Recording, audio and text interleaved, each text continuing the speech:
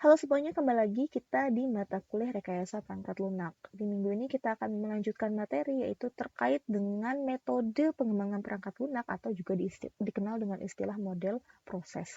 Secara umum yang namanya pengembangan perangkat lunak itu bisa dikembangkan secara terstruktur ya maupun rapid application ya secara rapid maupun secara agile.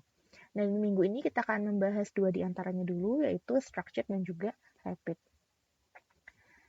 Yang namanya pengembangan perangkat lunak ya atau metodenya itu dikenal dengan istilah SDLC lah.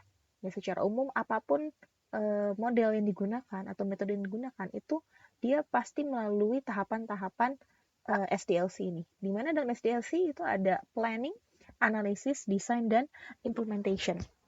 Ya atau dikenal juga dengan singkatan PADI. Jadi pasti ada planning, perencanaan, ada analisis ya, ada desain, perancangan, dan juga implementasi. Nah, hanya saja mungkin beda metode itu beda penamaan, ada yang dia bisa muter lagi, balik lagi ke awal, ada yang dia harus satu persatu sampai nanti akhirnya selesai dan kalau udah implementasi nggak bisa balik lagi misalnya, dan lain-lainnya. Yang membedakan hal itu, tapi apapun metode yang digunakan pasti melalui tahapan-tahapan di SDLC ini. Nah, yang namanya pengembangan perangkat lunak ya atau model proses itu didefinisikan dengan berbagai macam definisi. Ada yang mendefinisikannya sebagai suatu pendekatan formal untuk mengimplementasikan SDLC. Jadi ada pendekatan formal untuk mengimplementasikan tahapan planning, analisis, desain, dan juga implementation. Ya. Ada juga yang mendefinisikannya sebagai representasi sederhana dari proses perangkat lunak. Ya, prosesnya itu baik itu dari awal direncanakan sampai akhir dia diimplementasi maupun dirawat dan seterusnya gitu ya, berevolusi. Ada juga yang mendefinisikan sebagai rangkaian aktivitas, aksi, ya, target dan juga produk-produk yang harus dibuat ya, harus dimiliki kalau kita mau menghasilkan perangkat lunak yang berkualitas, kalau kita mau merekayasa perangkat lunak yang berkualitas. Jadi yang namanya metode pengembangan perangkat lunak itu kalau dibagi secara umum itu ada 3 ya. Ada structured, ada rapid, dan juga ada agile. Ya. Kalau sini kalian lihat ada panah, berarti apa? Semakin ke atas itu more prescriptive. Artinya apa? Lebih banyak aturan. Ya. Aturannya harus begini, begini, begini. Nah, jadi kalau ada aturan berarti kita pasti anggapannya makin kaku gitu ya, makin banyak aturan yang harus diikuti. Sedangkan kalau yang ke bawah yang menuju ke agile, dari rapid ke agile ini more adaptif, jadi lebih adaptif, lebih fleksibel ya, nggak terlalu kaku lah si metodenya. Nah, yang namanya structured ini ada beberapa bagian dari structured. Salah satu yang terkenal adalah waterfall ya, lalu juga ada parallel. Lalu untuk di rapid ada banyak juga, ada phase, ada prototyping, ada throwaway prototyping, ya ini yang terkenal. Ada juga iteratif, itu juga termasuk dalam rapid. Nah, yang agile ini yang berkembang dari 2000-an tahun 2000-an ke atas itu adalah metode yang lebih fleksibel. Ada banyak ya, di antaranya ada Extreme di sini, ada Scrum, ada Lean, ada Kanban. Nah, itu berbagai macam jenis pengembangan agile. Nah, untuk minggu ini kita akan bahas dua di antaranya dulu. Jadi, pengembangan masing-masing metode tadi, structured, rapid, dan agile, itu pasti ada perbedaan satu dengan lainnya. Nah, yang kita bahas minggu ini structured dengan rapid dulu. Ya, structured itu biasanya juga dikenal dengan waterfall. Kenapa? Karena itu adalah metode structured yang paling terkenal dan paling banyak digunakan. Nah, kita bisa membedakan mereka berdua tuh dari banyak hal ya. Di sini yang di tabel ini ada yang umumnya, yang paling mencolok gitu ya. Pertama dari sisi waktunya. Jadi kalau yang namanya waterfall itu pasti ada jadwal, ada timeline yang sudah direncanakan dan harus stick to the plan gitu. Jadi harus sesuai dengan jadwal, ya. Kalau kita punya target perencanaan di bulan 1 ya, lalu di bulan ketiga itu udah perancangannya, lalu di bulan keempat itu nanti udah implementasinya misalnya. Nah, itu harus diikuti sesuai dengan target tadi. ya. Jadi kalau kita ada perubahan sedikit aja itu nggak bisa. Karena apa? Karena kita harus mulai lagi dari awal, dari perencanaan tadi, dari analisisnya. Sedangkan kalau yang namanya rapid itu jadwalnya nggak sekaku itu, ya. Bukan berarti nggak menjadwalkan sama sekali ya, bisa selesai kapan aja misalnya, enggak, ya. Tapi akan lebih banyak berinteraksi dengan klien lah istilahnya. Karena apa? Projectnya akan selesai kalau memang nanti klien is happy gitu ya. Apakah yang waterfall kliennya nggak happy ya? Enggak juga, tapi kebutuhan requirements dari si sistemnya itu sudah direncanakan dari awal. Jadi dengan list kebutuhan-kebutuhan yang kita tahu, kita udah bisa planning nih, oh kita butuh waktu berapa lama, ya. Butuh waktu berapa lama itu udah jelas. Jadi semua requirement itu harus udah jelas dari awal. Sedangkan kalau rapid ini perubahan-perubahan sedikit itu masih mungkin bisa apa ya istilahnya di ACC lah gitu, sehingga ya kita katakan bahwa time-nya nggak seketat, nggak harus stick dengan dibandingkan dengan yang waterfall. Lalu untuk ukuran projectnya biasanya yang waterfall itu entah dia projectnya sangat kecil ya atau sangat besar ya. Karena kalau dia sangat besar berarti kan harus perencanaan yang matang banget ya, harus perencanaan yang matang banget. Jadi ya jangan sampai ada perubahan-perubahan. Makanya dia cocok untuk very large products gitu. Sedangkan kalau yang rapid ini biasanya lebih cocok di produk atau di project-project yang small to medium size lah. Nah, untuk timnya biasanya untuk yang waterfall itu bisa small atau large, ya tergantung. Kalau dia very small project ya berarti small, kalau dia very large project berarti dia large. Nah, kalau yang rapid itu dia anggota timnya itu biasanya small, ya nggak terlalu banyak. Karena apa? Karena biasanya yang namanya rapid ini dia kan dari namanya aja rapid ya. Rapid itu apa sih istilahnya cepat gitu kan. Nah, cepat itu artinya apa? Semakin banyak orang dalam satu tim itu pasti koordinasinya akan lebih sulit kan. Koordinasi dari kesepakatan pemikiran, kesepakatan untuk komitmen dengan waktunya ya dalam apa ya dalam proyeknya itu akan lebih susah kalau orangnya terlalu banyak. Makanya yang rapid ini needs to be small sehingga koordinasinya nanti akan lebih mudah. Dengan dia lebih mudah koordinasinya, harapannya ya pasti produknya bisa dikembangkan dengan rapid gitu ya, dengan agak lebih cepat dibandingkan yang structured. Lalu ada project type ya, biasanya ini on-premise ya, ataupun aplikasi-aplikasi desktop. Kalau Rapid tuh biasanya digunakan untuk web-based, untuk mobile apps. Nah, itu biasanya banyak digunakan Rapid. Nah, untuk tipe kliennya juga yang ideal ya, bukan berarti yang kalau kliennya nggak seperti ini nggak bisa pakai metode yang waterfall gitu. Tapi idealnya artinya project ini akan berlangsung lebih lancar, lebih sesuai dengan target kalau kita punya klien yang seperti ini. Nah, klien yang seperti apa? Klien untuk yang waterfall itu klien yang hands off, artinya nggak terlalu banyak terlibat sepanjang si project dia, tapi dia jelas udah mau kebutuhannya apa, dia maunya seperti apa, si softwarenya itu udah jelas di awal, dia bisa nge-state itu. Ya. Dia bisa menyatakan, saya mau produk yang seperti apa, fungsi-fungsinya apa aja, ya nanti pengguna siapa aja itu udah jelas banget dari awal, dia udah ada ide sehingga nanti selama pengembangannya dia hands off, dia nggak terlalu terlibat. Tahu-tahu nanti di akhir aja dia pengujian nanti dia diikutsertakan. Sedangkan kalau yang namanya rapid, namanya pengembangan untuk project skala apa medium ya, small to medium, dan timnya juga kecil dan dia perlu apa ya delivery dengan lebih cepat, biasanya kita perlu klien yang bisa berinteraksi dengan kita lebih banyak tentu aja, dan komunikasinya juga bagus. Artinya kan kalau kita semakin banyak kita berinteraksi berarti komunikasinya juga akan semakin banyak kan sepanjang projectnya. Berarti dia juga harus menjadi klien yang good communicator ya, komunikasinya bagus. Dan apa sih namanya ketika ada dia mau minta projectnya di awal, bisa jadi dia nggak sedetail atau nggak sejelas yang waterfall. Ya, dia maunya seperti apa mungkin nggak sejelas itu. Tetapi dia udah ada gambaran umum, ya, si softwarenya tentang apa, ya, manfaatnya apa tuh dia udah ada gambaran umum lah. Cuman mungkin secara detail fitur-fitur yang harus ada, yaitu nggak sedetail itu.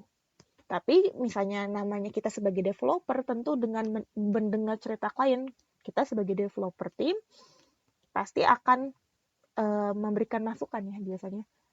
Ya, masukan bagaimana kalau fiturnya ditambah ini, atau bagaimana kalau fitur itu nggak usah ada karena dirasa nggak terlalu nggak terlalu penting untuk si sistemnya. Bagaimana kalau digantikan yang fitur yang lain? Nah, itu kan dia ada saran-saran dari pihak developer, dan si kliennya ini dia open ya, dia bisa menerima saran-saran tadi. Karena apa ya? Karena kita bukan yang waterfall gitu ya, yang si kliennya udah jelas maunya apa dan nggak banyak berinteraksi. Ini berbeda. Nah, untuk klien yang terburuk, ya ini kan ideal. Kalau terburuk, ya nah, yang namanya waterfall itu kan nggak bisa lagi balik ya. Nggak bisa lagi, kalau kita sampai tahapan implementasi, udah artinya kita udah coding, kita nggak bisa lagi balik ke perancangan atau balik lagi ke analisis, nggak bisa. Jadi apa? Si tipe klien yang suka berubah pikiran, ya, itu nggak akan cocok. Kita udah ajak nih, ya desainnya seperti ini dengan kebutuhan sebanyak N kebutuhan. Atau dia mau nambah, ya berubah kan rancangannya. Baik itu rancangan interface-nya, rancangan database-nya, rancangan arsitekturnya, itu berubah semua. Makanya tipe yang klien yang suka berubah-berubah pikiran tuh nggak cocok di pengembangan waterfall. Ya. Tipe klien yang mau terlibat terus itu juga nggak cocok. Karena kalau terlibat terus nanti dia belum jadi apa-apa, udah banyak komentar aja gitu kan. Kita maunya udah, kamu maunya apa di awal, kita kerjain, di akhir udah uji bareng-bareng gitu. Itu adalah waterfall. Sedangkan kalau yang rapid, karena kita butuh dia sering berkomunikasi, karena dia di awalnya kan belum terlalu jelas tuh maunya seperti apa. Sehingga kan kita perlu confirm lagi kan ke si kliennya sepanjang proyeknya dikerjakan. Berarti apa? Klien yang nggak bisa dihubungi gitu ya, itu akan menjadi klien yang nggak cocok. Ya, klien yang acuh nggak acuh terhadap proyeknya itu juga nggak cocok. Karena dia harus terlibat gitu di dalam proyek pengembangan si softwarenya sepanjang dikembangkan. Nah, resikonya dari yang waterfall ya biasanya di awal tuh udah di-assess ya, udah dinilai resikonya seperti apa. Ya, tapi nggak di tengah-tengah tuh, nggak bisa tengah-tengah baru kita mutusin resikonya ada tambahan ini nih. Enggak, dia biasanya dari awal udah di planning kemungkinan yang akan terjadi begini begini begini.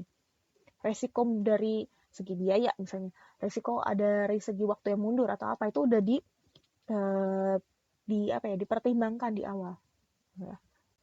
Sedangkan kalau yang rapid yang enggak, ketika ada suatu hal yang terjadi dia bisa merespon resikonya secara kontinu lah ya. Tiba-tiba ada risiko yang baru muncul, baru terfikirkan tengah-tengah, ya udah difikirkan bersama-sama bagaimana untuk mengatasi hal tersebut, dan itu nggak masalah ya. Lalu ini juga ada banyak lainnya ya. Dari sisi kalau misalnya ada perubahan fitur yang diinginkan, waterfall tentu dia nggak mau sama sekali karena tadi nggak bisa balik ya, nggak bisa balik ke tahapan sebelumnya. Jadi kalau sampai ada perubahan, ya itu big no lah. Kalau yang rapid ya, kalau ada perubahan silahkan, tapi juga bukan berarti berubah terus, enggak ya. Kalau berubah terus nggak selesai kita bikin softwarenya. Ya, lalu ada juga perubahan kalau emang ada kebutuhan yang mau ditambah atau dikurangi, itu akan sangat baik dilakukan di awal. Jadi sebelum kita melakukan tahapan-tahapan berikutnya, jadi masih di tahapan analisis, itu masih oke untuk waterfall. Kalau yang rapid ya anytime. Lalu untuk project management style, ya ini stick to the original plan yang udah dikatakan di awal. Ya, kalau yang rapid ya lebih adaptif ya.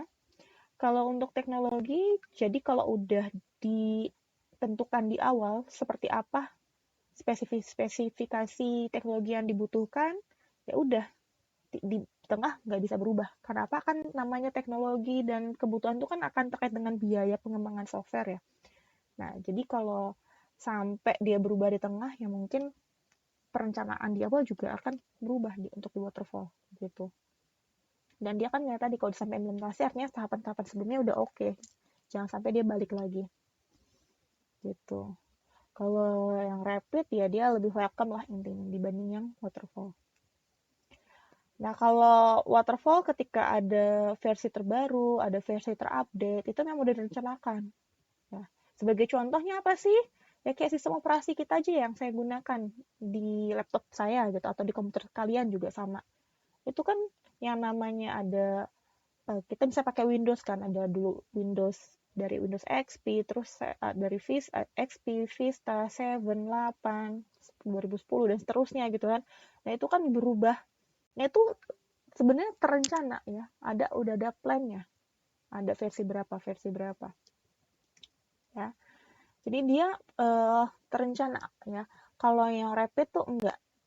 Kalau emang dirasa karena dia mobile dan web ya, kan digunakan pengguna, tiba-tiba ada input, ada masukan, ya udah dia akan secara ad hoc dan cepat mencoba untuk memberikan pembaruan yang dibutuhkan tadi dari si penggunanya. Lalu untuk biayanya dia fixed cost ya.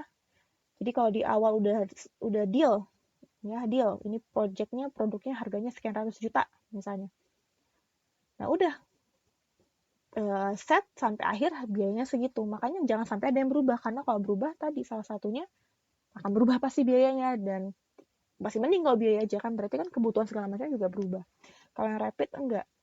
Jadi rapid ini lebih lebih menyesuaikan dengan seberapa banyak iterasi yang diperlukan. Jadi kan mereka kan muter lagi kan. Kok ini misalnya kita udah sampai tahapan implementasi, nggak bisa kita balik lagi ke desain. Nah, ini kan kok ini bisa. Nah, ketika dia bisa balik kan berarti itu hitungannya mungkin iterasinya bertambah, atau ada variabel dari modulnya mungkin yang bertambah dan lain-lain. Nah, itu akan disesuaikan. Jadi si biayanya akan menyesuaikan. Nah, untuk prototipenya atau si produknya ya, produk yang akan diuji oleh si klien itu akan diberikan atau akan dikasih ke klien nanti ketika memang si aplikasinya atau si softwarenya udah benar-benar fully functional, artinya udah bisa dioperasikan lah, berfungsi. Sedangkan kalau yang rapid nggak harus benar-benar berfungsi secara 100%, nggak perlu, nggak apa-apa. Yang penting eh, ketika kita sudah bisa menghasilkan prototype, artinya kita bisa menghasilkan suatu produk yang secara UI-nya udah mendukung, misalnya udah seperti itu tampilannya, dan si klien udah bisa menguji ngekliknya, meskipun katakanlah belum masuk ke database-nya, misalnya masih banyak error dari sisi back-end-nya, tapi dari sisi tampilannya memang sudah bisa ditunjukkan ke klien, itu bisa dikasih ke kliennya. Jadi as soon as possible kita bisa memberikan rancangan UI-nya ya, terutama UI UX-nya itu sudah bisa kita ujikan ke klien. Jadi paling tidak dari sisi tampilan, dari sisi experience penggunanya udah bisa diuji dari awal. Kan dari situ mereka udah bisa ngeliat tuh menunya ada apa aja, tombol-tombolnya seperti apa. Nah, masalah back-end-nya kan sebenarnya dari sisi user nggak terlalu penting ya bagi mereka ya. Yang penting mereka kalau pakai aplikasinya ngerti, paham, ya, dan bisa diproses memang, tapi nggak tahu seperti apa kerja belakangnya kan mereka nggak terlalu penting. Makanya biasanya diuji itu dari sisi UI UX-nya ya, atau kita katakan sebagai working modelnya gitu. Nah, jadi kalau dibandingkan itu tadi structured dan rapid. Nah, di sini ada rapid dan agile. Mirip-mirip juga, artinya nggak kaku seperti si structured, tapi yang namanya perbedaan metode rapid dan agile pasti ada perbedaan ya. Nah, rapid ini keuntungannya atau pro-nya itu lebih cepat ya, delivery time-nya dan juga biayanya lebih rendah. Dan juga kepuasannya akan lebih tinggi gitu ya, kalau memang kita bandingkan dengan si waterfall ya. Kontranya ukuran timnya ya. Ukuran timnya itu gak apa, kadang-kadang kita untuk menentukan ukuran tim yang pas, yang small tuh masih gak tepat ya. Bisa aja kita mau bikin terlalu kecil timnya, ternyata kurang, SDM-nya kurang. Atau kita bikinnya agak gedean dikit, tapi ternyata malah susah untuk koordinasinya. Jadi skill of teamnya itu kadang-kadang bermasalah. Maupun interface fokus ya. Jadi karena kita balik ke slide sini, si prototype-nya itu bisa kita deliver as soon as possible kan. Jadi sisi UI UX-nya bisa kita kasih ke usernya atau si kliennya as soon as possible. Bisa jadi nanti banyak komentar nih di sisi interface-nya. Oh, ini dari sisi warna, dari sisi bentuk tombol, dari sisi fontnya, itu kelamaan mikir di situnya. Jadi terlalu interface fokus sampai back-end-nya bolong-bolong. Ternyata keamanannya kurang. Oh, ternyata masih ada bug. Ya, meskipun interface-nya bagus pol gitu ya, bagus banget. Ya, karena kita ngasih prototype UI UX-nya tadi ke klien, yang bisa aja klien kan mengomentari tampilan dulu biasanya. Karena itu yang mereka hadapi, tapi mereka kan nggak tahu kinerja di belakangnya itu seperti apa, database-nya seperti apa, keamanan seperti apa, tuh mereka nggak tahu. Jadi kadang-kadang si timnya juga, kalau tim yang masih belum berpengalaman ya khususnya ya, masih baru tuh kadang-kadang terlalu fokus di interface sehingga yang back-end-nya itu agak kurang mendapatkan perhatian lah, jadi agak terabaikan sehingga ya keamanannya mungkin kurang ya, bug-nya masih banyak dan seterusnya. Nah, untuk yang agile, pros-nya itu dia juga sama, ke marketnya cepat ya, bahkan mungkin bisa jadi lebih cepat daripada rapid ya. Manajemen resikonya juga baik karena begitu ada kendala langsung diproses, dan juga satisfaction dari customer-nya juga tinggi. Karena apa, dari agile maupun rapid kan sebenarnya customer dikasih progress loh, dikasih tunjuk progress karena mereka dilibatin sepanjang project yang dikerjakan, berarti kan mereka terus-terusan dikasih unjuk progresnya udah sampai mana kan, kelihatan tuh pertambahan si softwarenya udah sampai mananya kan kelihatan, ditunjukin, otomatis biasanya akan lebih puas karena kelihatan dan mereka bisa nge-follow up terus. Sedangkan kalau yang waterfall enggak, dari awal udah ditentuin udah berapa bulan misalnya projectnya, di akhir baru di deliver tanpa ngelihat proses tengahnya itu seperti apa, nggak ditunjukin, tahu-tahu udah jadi aja, entah UI UX-nya sudah sepakat atau gimana tuh nggak kurang interaksinya, sehingga biasanya satisfaction-nya belum tentu ya, belum tentu akan semaksimal dengan agile maupun rapid. Cuman kekurangannya yang namanya agile itu adalah metode yang paling minim dokumentasi ya. Jadi dokumentasinya itu minim sekali, entah itu diagramnya ya, entah itu informasi diagram fiturnya, use case ya, activity maupun rancangan database-nya maupun lain-lainnya lain. Jadi dokumentasinya tuh sangat-sangat minim dibandingkan dengan metode-metode structured dan rapid. Dan karena dia terlalu banyak berinteraksi dengan si customer, ya dengan si klien, bisa aja justru time wasting sih sebenarnya. Ya, kadang-kadang ada resiko seperti itu juga.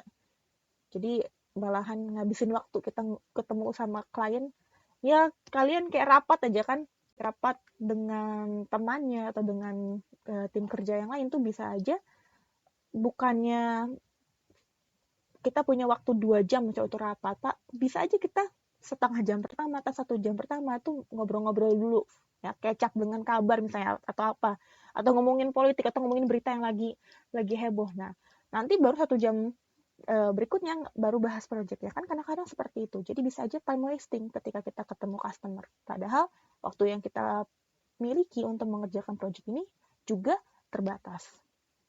Jadi setiap metode tuh pasti ada plus minusnya ya, baik itu structured, rapid maupun agile. Makanya memilih metode yang tepat ya itu penting gitu, karena disesuaikan dengan ukuran projectnya, timnya, kliennya dan sebagainya. Nah, ini ada kayak sejarah pengembangan metode perangkat lunak ya. Jadi waterfall ini yang paling jadul gitu, dari tahun 70-an udah ada ya. Lalu sekitar tahun 80-an ini muncul yang era rapid gitu ya. Yang rapid lalu sekitar 90-an akhir sampai mulai banyak banget digunakan sih 2000-an ya. Itu mulai yang agile. Nah, jadi masing-masing metode pengembangan perangkat lunak tuh pasti memiliki tahapan tadi yang SDLC ya, planning, analysis, development dan implementation. Hanya saja representasinya akan berbeda-beda, disesuaikan. Ya. Sebagai contoh ini ada waterfall kan bentuknya seperti ini. Ya kenapa dinamakan waterfall? Ya kan waterfall itu artinya apa? Air terjun. Ya air terjun itu kan bergerak dari atas ke bawah. Ya bukan dari bawah ke atas ya. Itu kita nimba kalau itu. Jadi kalau air terjun dari atas ke bawah. Kalau udah sampai di bawah bisa nggak naik lagi ke atas? Airnya balik lagi ke atas? Ya nggak bisa ya. Kecuali kita angkutin pakai ember. Ya, tapi kan itu artinya apa? Ada usaha. Usaha yang lebih banyak yang harus kita lakukan untuk balik lagi ke atas. Nah, itu kita nggak mau. Nah, makanya ini dinamakan sebagai waterfall. Kalau kita udah sampai di tahapan bawahnya, kita nggak lagi balik ke atas. Ya. Lalu ini ada namanya spiral, termasuk dalam rapid gitu ya. Bentuknya kan spiral. Nah, setiap bagian ini juga menunjukkan ini tahapan apa. Ya. Ini tahapan menentukan ya targetnya, ya. Terus ini bergerak ya. Mengidentifikasi resikonya misalnya di sini, terus kita mendevelop dan juga menguji ya, oke, dan seterusnya. Nah, ini juga ada iteratif juga ya, sama spiral maupun ini adalah pengembangan dari rapid ya, sejenis pengembangan rapid. Nah, yang di bawah ini adalah contoh untuk agile development gitu. Jadi ada Scrum di sini, ada juga XP ya. Jadi ini macam-macam. Nah, sekarang yang mau kita bahas, yang pertama itu adalah structured. Ya, structured ini adalah tadi pengembangan yang paling senior gitu, yang paling awal dikembangkan ya si waterfall tadi, di mana tahapan itu bergerak secara berurutan gitu dari satu tahap ke tahap berikutnya dan tidak bisa lagi balik, biasanya seperti itu. Nah, yang masuk ke structured ini ada waterfall dan juga paralel. Nah, waterfall tadi udah saya singgung sedikit di atas di beberapa slide sebelumnya. Jadi kalau kita udah balik, udah nyampe di tahapan analisis, kita nggak bisa lagi balik ke planning. Kita udah nyampe di desain, kita nggak bisa balik lagi ke analisis maupun ke planning. Jadi kalau kita udah mau memutuskan kita udah bergerak ke tahapan selanjutnya, itu pastikan memang udah fix gitu. Jangan sampai kita balik. Kenapa? Kalau balik, usahanya berat, usahanya banyak, susah gitu loh. Ya. Keuntungannya apa sih? Keuntungannya kita bisa lebih matang lah, si perangkat lunaknya ini akan lebih matang karena apa? Sebelum kita mutusin untuk ngembangin kan kita udah bener-bener yakin dengan rancangannya. Sebelum kita ngerancang kita udah bener-bener yakin dengan dengan analisis kebutuhannya ya. Jadi kemungkinan untuk ada kebutuhan yang ketinggalan ya, atau rancangan yang kurang itu akan sangat minim ya. Karena apa? Kebutuhan-kebutuhan itu udah kita koleksiin semua di awal sebelum kita mutusin untuk di coding gitu ya, diimplementasiin. Kontranya ya, semua desain tadi, semua rancangan tadi, semua kebutuhannya itu harus didokumentasikan dulu. Nah, kadang-kadang proses dokumentasi rancangan dan juga analisisnya ini yang lama banget. Kan namanya kita bikin dokumentasi, bikin diagram, bikin kalau desain berarti rancangan, mock-up dan sebagainya, itu butuh waktu, butuh proses. Sedangkan kita juga punya batasan waktu codingan, karena codingan juga nggak dikerjakan dalam waktu 1-2 minggu kan. Ada aja kemungkinan error, ada aja kemungkinan ketemu kendalanya. Jadi akan lama prosesnya. Jadi apa? A long time between sistem proposal dan juga delivery-nya. Gitu. Nah, yang berikutnya untuk yang paralel, ini sebenarnya agak mirip ya, agak mirip dengan yang yang waterfall. Bedanya bagian-bagian project itu di break ya. Jadi di planningnya kita udah dari awal kita bergerak ke analisis. Nah, ketika tahapan desain implementasi itu kita bagi menjadi beberapa bagian yang dikerjakan secara paralel. Anggaplah suatu project, katakan apa ya, di Unla ini ada Siakadu. Ya, Siakadu itu kan ada mungkin terkait dengan modul mata kuliahnya misalnya, lalu modul IPK-nya, lalu ada modul modul untuk laporan perkuliahannya misalnya. Itu semuanya dikerjakan secara paralel berbarengan, tapi oleh subtim yang berbeda. Jadi subproject 1 dikerjakan oleh subtim 1, subproject 2 dikerjakan oleh subtim 2, subproject 3 dikerjakan oleh subtim 3. Masing-masing subtim ini masih menggunakan prinsip si waterfall tadi sebenarnya. Artinya nggak bisa bergerak ke implementation kalau desainnya belum selesai. Ya, jadi kan konsepnya masih sama, masih terstruktur, hanya saja dikerjakan paralel, ya, berbarengan. Nanti kalau masing-masing udah jadi, disatukan, sehingga jadi satu sistem yang utuh. Ya, cuman beda dikit aja dari si waterfall. Kalau tadi kan nggak ada tuh di waterfall tuh pembagian tim ngerjain modulnya secara detail kan nggak. Kalau ini ada. Ya. Jadi breaks project ke dalam paralel sub projectnya. Nah, yang berikutnya ini ada rapid application. Jadi kalau yang namanya rapid itu pasti lebih tidak terstruktur dibandingkan yang structured, ya, tapi tidak se-fleksibel yang agile atau tidak se-adaptif yang agile, tapi udah pasti dia lebih cepat ya dibandingkan yang structured. Di sini ada phased, ada prototyping, ada throwaway prototyping. Ini hanya beberapa aja, bukan semuanya. Yang lainnya silakan nanti dieksplor mandiri ya di luar pembelajaran ini. Nah, ketika kita sudah pakai yang rapid ini, nanti mungkin ada beberapa tools yang bisa digunakan gitu ya untuk mempercepat proses SDLC-nya. Bisa case tools ya, bisa juga code generators, ya itu nanti akan saya tampilkan beberapa contohnya gitu ya di V-Class akan saya sediakan. Nah, di sini ada phase development. Jadi ini adalah suatu pengembangan perangkat lunak yang ada fase-fasenya gitu ya. Jadi di sini keuntungannya adalah kita bisa memakai sistem ya, sistemnya itu kepada user. Artinya si sistemnya bisa dikasih ke user itu lebih cepat. Ya, jauh lebih cepat dibandingkan dengan yang waterfall. Dan kontranya ya, itu sistem yang pertama kali di-deliver itu tidak akan lengkap. Kenapa? Nah, kalau kita lihat ya, sebelum saya bahas pro dan kontranya, kalau kita lihat di diagramnya ini ada planning, analisis ya. Nah, lalu di sini ada analisis, design, implementation. Jadilah sistem versi 1. Nanti ada lagi analisis, design, dan implementation. Jadilah sistem versi 2. Kita lanjutin lagi, kita kembangin lagi analisis, design, implementation. Jadilah sistem versi 3. Nah, setiap sistem versi-versi ini dikasih ke user untuk dipakai gitu loh, untuk digunakan.